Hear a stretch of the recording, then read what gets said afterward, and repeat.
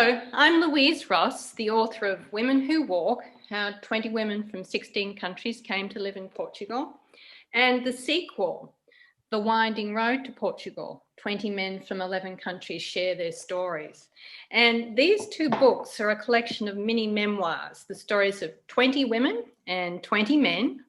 One of those men is Greg Fearon, who's on the other side of the screen. Immigrants and expatriates from around the world who've moved country to country, sometimes independently, sometimes with partner and or family, en route to a life in Portugal, though for some it wasn't their final destination. And today I've invited Greg, one of the interviewees from The Winding Road, to read a couple of pages from his story, and then we're going to chat a bit about it. But first, I'd like to introduce Greg, who is one of a number of Australian digital nomads and entrepreneurs who've moved to Lisbon in the last few years. But because of COVID and social distancing, I've only met Greg in person once, though we've had probably 3 or 4 online chats. I think that's right, isn't it, Greg? Yeah, that's right. Yeah. So I'm going to hand it off to you now to read probably about 8 paragraphs. I think I picked out about 8 paragraphs from your story to read. So handing it off to you now. All right, here we go. In 1979, my parents left Australia and went to Papua New Guinea as missionaries. I was born there the following year. Dad taught at the local teachers' college in Dowley, a village in the Southern Highlands province where we lived. He trained young Papua New Guineans from the surrounding villages to be teachers in the country's elementary or community schools. I went to the local missionary school that was attended by kids from all over the world. And from a very young age, I was surrounded by an international community and became used to hearing different languages. We moved back to Australia to a town on the northeast coast of Tasmania when I was 6. And it was while living here that my family got quite involved with AFS Intercultural Programs, a student exchange organisation. We hosted a girl from Greenland, another from Japan, and together we'd attend chapter meetings once a month where we'd meet other exchange students from around the world. Between missionary school in PNG and meeting lots of international exchange students in Tasmania, by my early teens, my interest in travel was really growing. Through the AFS chapter in Tasmania, I applied to go on an exchange. I was drawn to the Northern Hemisphere, in particular the Czech Republic and Slovakia. I'd read about Prague and it fascinated me. My interview went well and I received a pack of information about the family that agreed to host me. This was 1997, only 4 years after the collapse of communism, when Czechoslovakia split into Slovakia and the Czech Republic. My host family loved the outdoors. They took me skiing and hiking up into the stunning Tatra mountains that border Poland. I went to a local school taking history, geography, and music in Slovak. I picked up the language quite quickly and I developed a taste for Pilsner beers. During the year, I became friends with 5 Brazilians, a Colombian, and an Argentinian, all of whom were exchange students in Slovakia for the year. Thanks to social media, I've been able to maintain those friendships, and 23 years later, we're all still in contact. I've also kept in touch with my host family, who celebrated New Year with me in Madrid several years ago when I lived there. After the year in Slovakia, I became quite restless. When you manage a year on your own in Eastern Europe, learn a random language, feel completely embraced by another family that treat you as your own, and develop international friendships, it's very hard to go back to your former life. Thanks, Greg. One of the things that struck me about these paragraphs from your story is the richness of this period of your life. And that last line, after you've had these international experiences, it really is difficult to go back to a former life or your country of origin. And yet, your country of origin is not as definitive as it is for some people, because you carry 2 passports, but you were born in New Guinea. And just by way of setting the scene, some people might not know where New Guinea is. Could you just quickly tell us? Okay, Papua New Guinea is right on the equator, just to the north of Australia. It borders Irian Jaya and Indonesia, which is on the western side of the country. And Australia's had a long ongoing history and relationship with Australia. And in fact, when I went to school in Papua New Guinea, there were a number of Australians in the local community where we were living, and I had Australian classmates. So it's, Port Moresby, which is the capital, is not too far. It's a short flight from Cairns, which is in the far north of Queensland. Yeah. And so you end up in Eastern Europe somewhat by choice, because you've already had this kind of peripatetic childhood where you born in New Guinea, you go back to Tasmania, the island state, then you go back to New Guinea, and then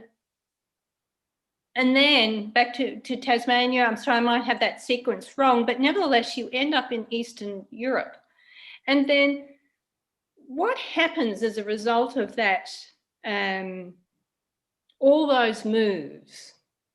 What sort of happens psychically in terms of your ability to settle?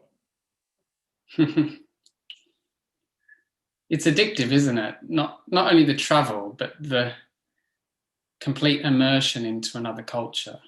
And I think I found that at the age, perhaps if I think back on it, it's the age when I did a lot of that moving, first with my parents to Papua New Guinea in my teenage years, and then on my own to Slovakia, that I guess your experience of the world is still so childlike in a way. You're kind of experiencing the world with this real lust for learning and having new experiences. You've got the energy, you don't need to sleep as much, and you've kind of got this fearlessness to just throw yourself out there and meet different people. And I think for many students who undertook an exchange program, I think they'll all reflect back on it as a real period where we were just unafraid to experience the world. I think at the age of 16, you're just ready to embrace whatever life throws at you. And embrace all that. That's certainly my experience. I don't know if that's the same for every 16-year-old. But and then you end up living in the UK. You apply for a British passport, or that's perhaps when you're living in Madrid, and then you find your way to Portugal. And then I'm sort of fast forwarding through your story, but you shared some interesting things with me recently about your experience through quarantine, and that we went into in March here, that caused you to reflect on this restlessness, this sort of lifelong restlessness that might have come as a result of having this childhood of moving, the teenage years of living abroad. So can you talk a little about that, the reflections that you've had upon this living through 2020 and all these curfews and quarantine periods that we've had? Yeah, it's been a really eye-opening year for me. Obviously, fortunately, I've continued my work. In fact, some of my work has increased because I work in digital media, and many of the clients that I work for have had to transform what they offer to their customer base within the arts and cultural sector to the digital platforms. So I've been quite busy, but I've also had to conversely try and be settled with all the transientness and changes that are going on around us, from as I think you've probably experienced, from one month to the next this year, we have had no idea what the state of play would be in a month. I think many who've gone through quarantine in Portugal will probably say that they're really fortunate to have been here for the quarantine. We've noticed how different countries have handled the pandemic. We've been lucky with the weather. I mean, it's nearly December, or it's the 1st of December, and it's sunny outside.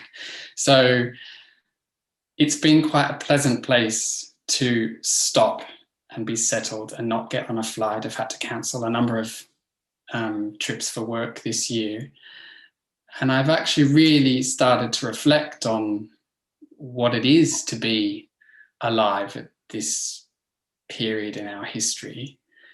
And having read my story in the context of all the stories in the book, I think it's something I mentioned to you. It really has made me realize how lucky we've all been to have been able to travel and been able to just step into another country and up sticks and settle, resettle. And this year's been a year where I think many of us have had to reflect on what it would be like to not be able to do that again. And pleasantly, I've been quite in my inner experience of this year is that I'm really quite happy and content with the settledness of not being on the go and not being able to move. And I've spent lots of time in the garden. I've learned to cook this year. I've been doing great things around the house and got to know our neighbourhood and got to know neighbours in our local area. It's been quite pleasant amongst all the madness out there. Yeah, amongst the strife and the uncertainty. You're right. That's wonderful that it's been so positive for you, and at some level it has been for me too. But it certainly has caused me to sit back and reflect a lot on how I've taken for granted my capacity to travel and move about the world with ease. And now I'm uncertain about the future and how that might look, and whether or not I will continue to do that.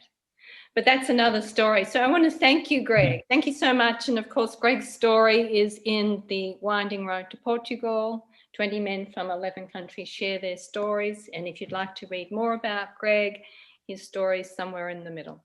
So thanks so much, Greg. See you soon. Thank you very much, Louise. All right, bye-bye.